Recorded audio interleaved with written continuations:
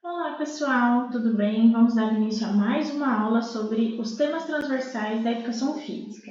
Temas transversais são temas que eles caem muito em provas de concurso, vão provavelmente estar presentes na PND, que é a Prova Nacional Docente.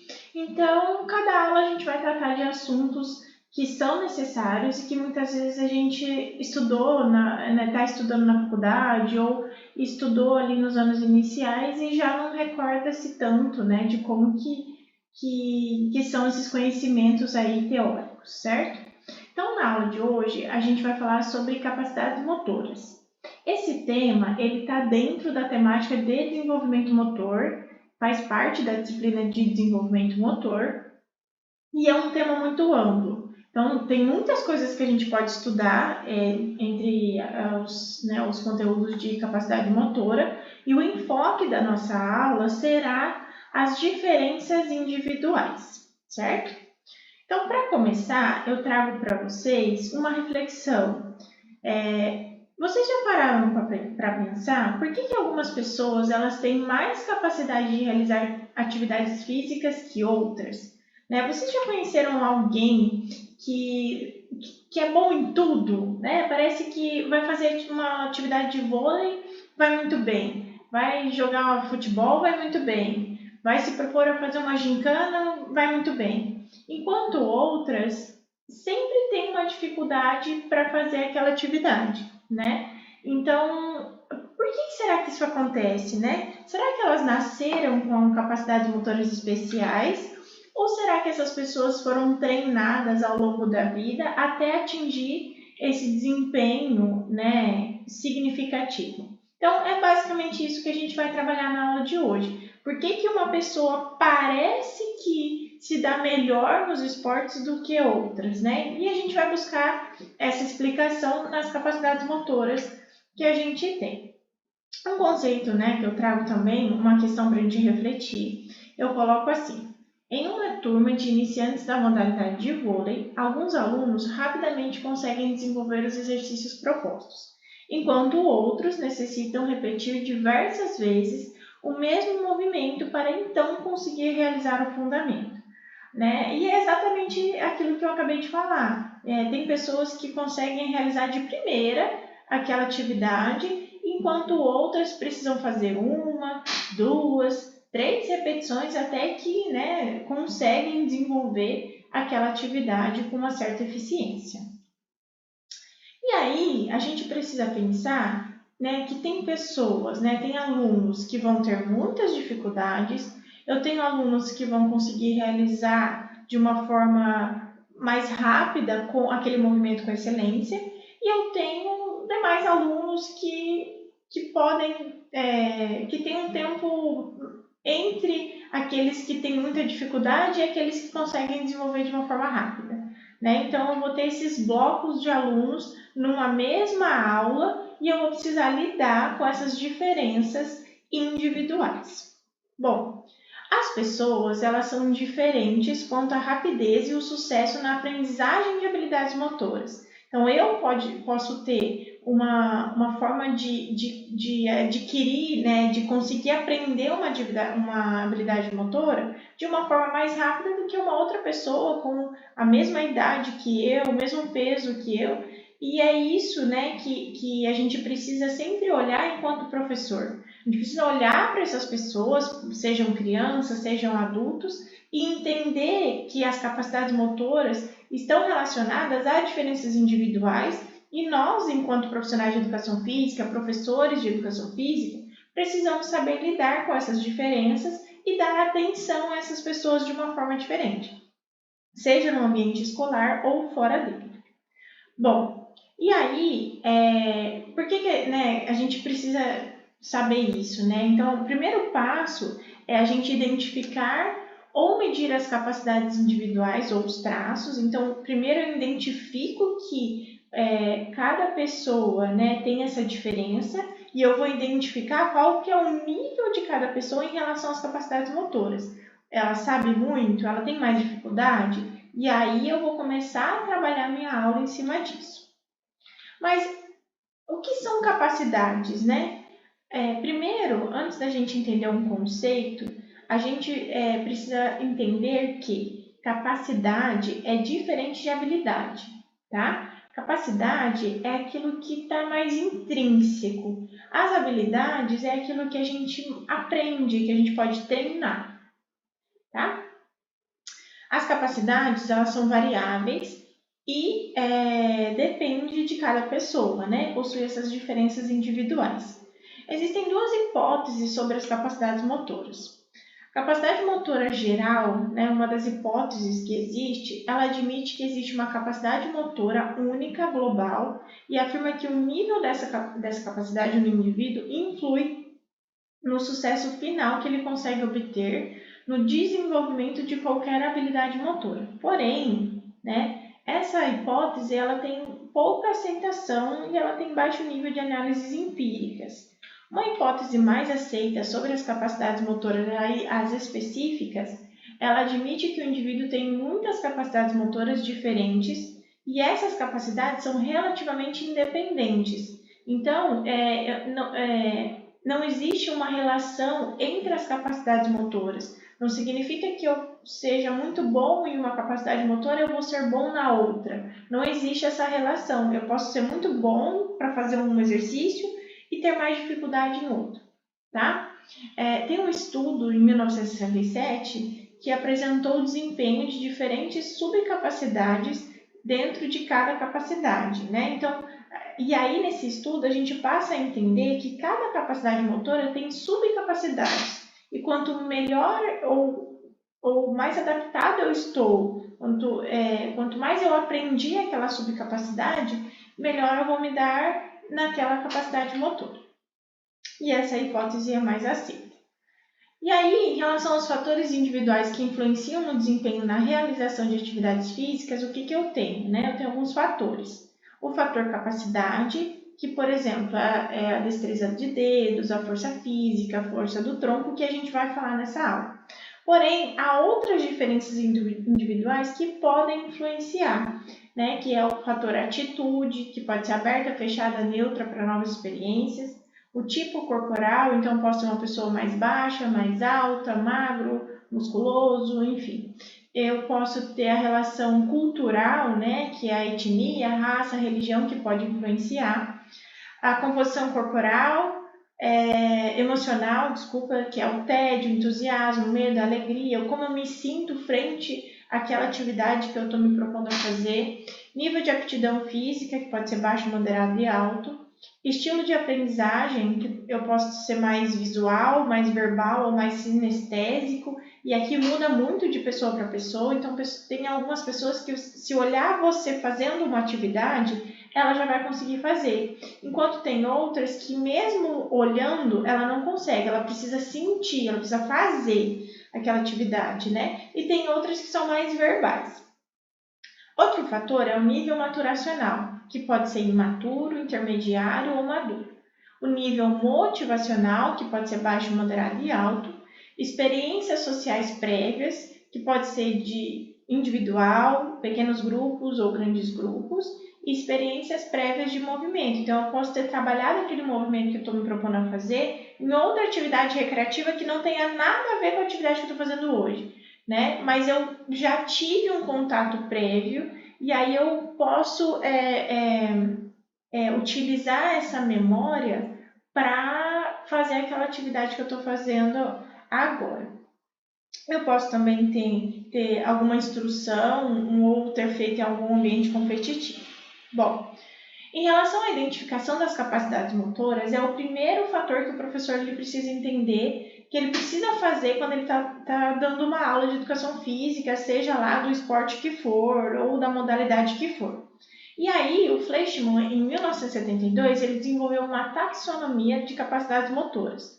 Ou seja, ele identificou o menor número possível de categorias de capacidades e aplicou o desempenho de uma ampla variedade de tarefas. Então, como que ficou? Eu tenho grupos de capacidades. Capacidade perceptivo-motora, de proficiência física e fatores de coordenação geral. Quais são as capacidades perceptivo-motoras? Coordenação multimembros, precisão de controle, orientação da resposta, tempo de reação, controle da velocidade, destreza manual, destreza de dedos, estabilidade braço-mão, velocidade punho-dedo e o mirar. Então, essas capacidades, são capacidades perceptivo-motoras, ou seja, são capacidades que estão dentro do bloco das capacidades motoras. Essas capacidades perceptivo-motoras, elas são diferentes das capacidades físicas, que depois a gente vai falar sobre elas.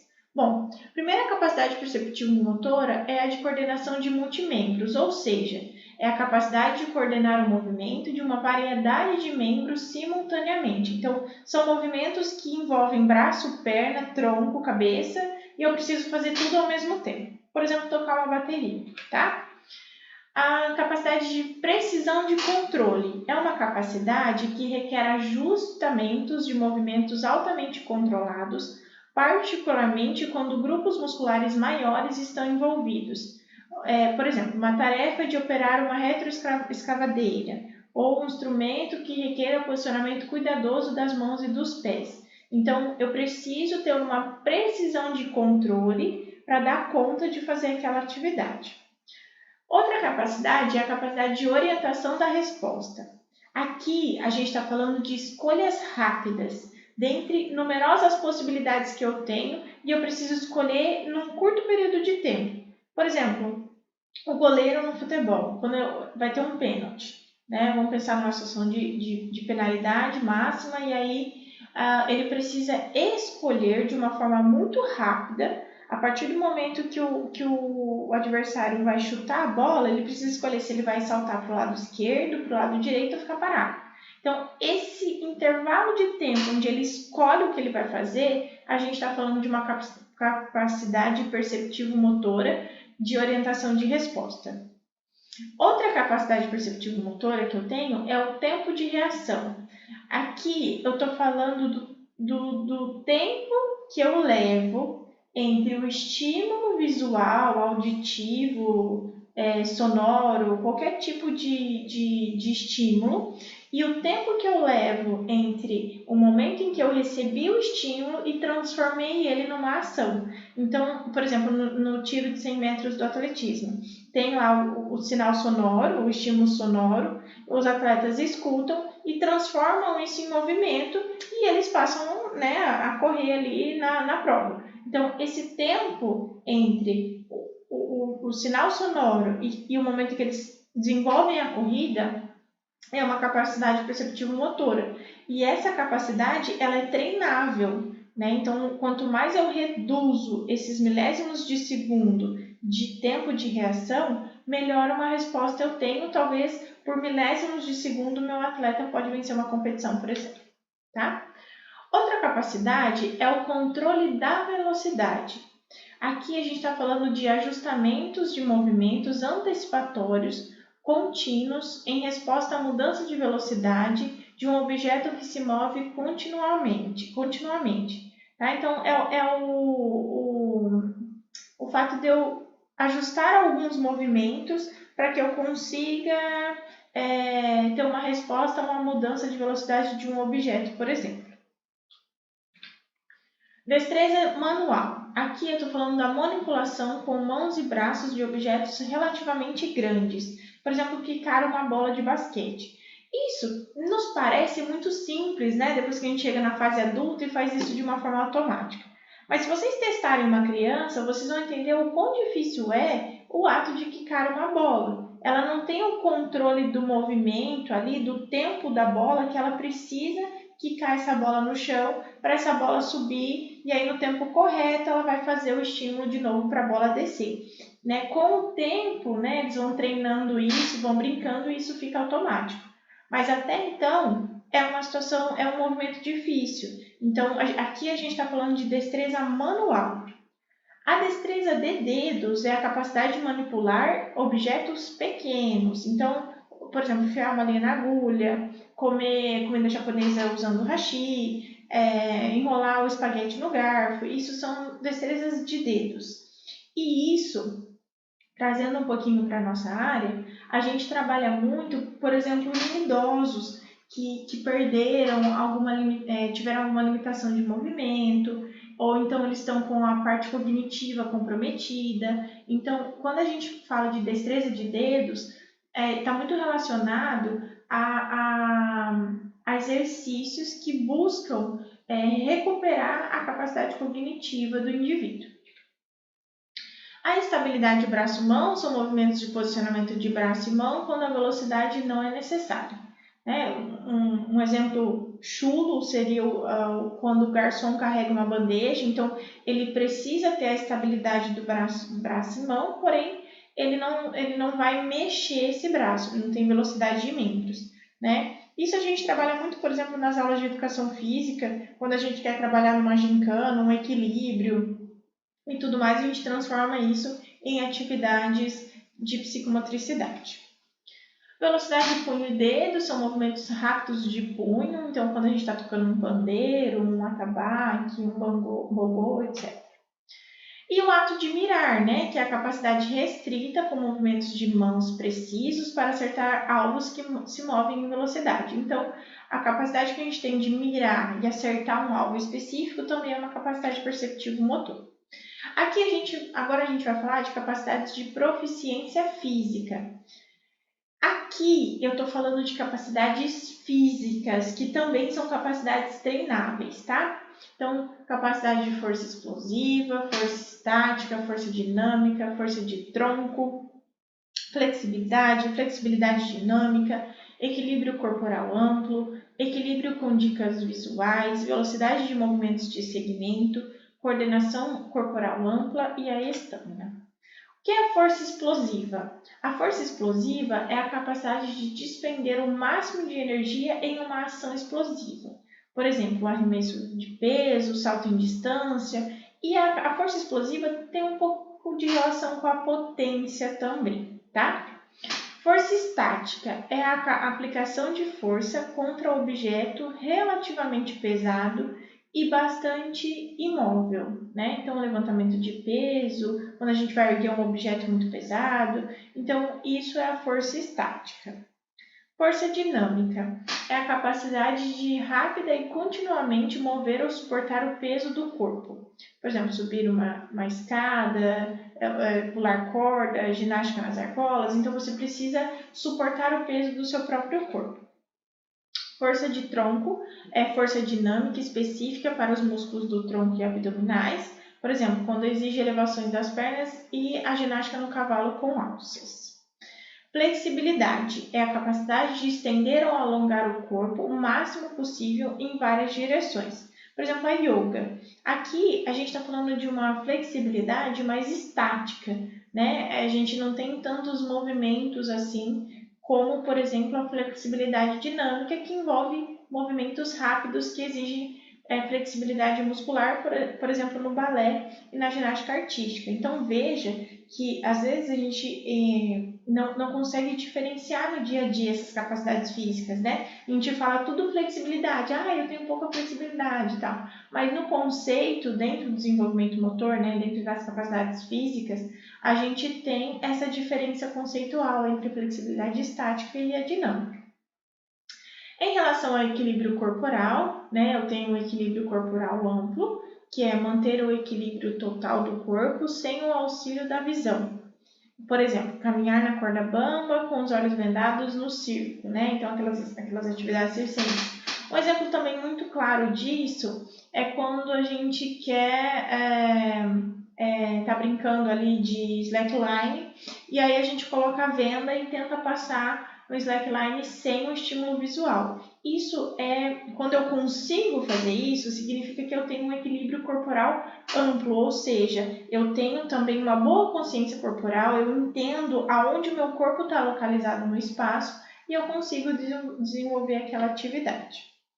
Equilíbrio corporal com dicas visuais, aqui é o contrário, né, do outro, que é quando eu tenho equilíbrio, mas eu também tenho um estímulo visual. Né? Então, a ginástica na trave de equilíbrio, quando as ginastas elas precisam fazer, né, toda aquela apresentação ali, elas têm o equilíbrio dentro do aparelho, mas também o estímulo visual ajuda. Quando a gente perde o estímulo visual, a gente também perde a noção de espaço. E falando sobre esse assunto, a gente poderia linkar também as atividades que a gente poderia fazer enquanto professor de educação física com pessoas que têm deficiência visual, né? Pessoas com deficiência visual ou as pessoas que são cegas. Então, trabalhar com esse público, a gente precisa entender as diferenças quando a gente tem um estímulo visual ou não. Então, enquanto professor do bacharel, a gente pode trabalhar com um grupo específico de pessoas com deficiência visual ou cegueira, e também, enquanto professor de escola ou professor que dá aula para criança, o que é legal a gente fazer, né? Colocar os alunos com venda nos olhos e fazer atividades onde eles se coloquem numa posição em que eles talvez não sentiriam se não fosse a aula de educação física, né? Então, eles vão fazer uma aula de olhos vendados para entender como que a pessoa que tem deficiência visual ela passa, né, a sentir o mundo, né? Então, muitas vezes a gente propõe uma atividade, mas só a gente se colocando, né, naquela posição para entender como que aquela atividade vai ser recebida. É a mesma coisa quando a gente fala de pessoas com deficiência visual. Então, as aulas de educação física, sobretudo na escola, é muito importante que o professor de educação física tire alguns dias de aula aí, né, para colocar essas dinâmicas um pouco diferentes e que vai trazer esse lado empático, mas também vai fazer com que o aluno desenvolva outras capacidades físicas, por exemplo, né, e motoras, porque quando ele não vai ter o estímulo visual, ele vai ter que buscar outros recursos para fazer aquela mesma atividade que ele não buscaria se tivesse com a visão ali sem a venda, tá? Velocidade de movimento de segmento, então aqui é a movimentação dos braços e pernas sem estímulo de tempo de reação.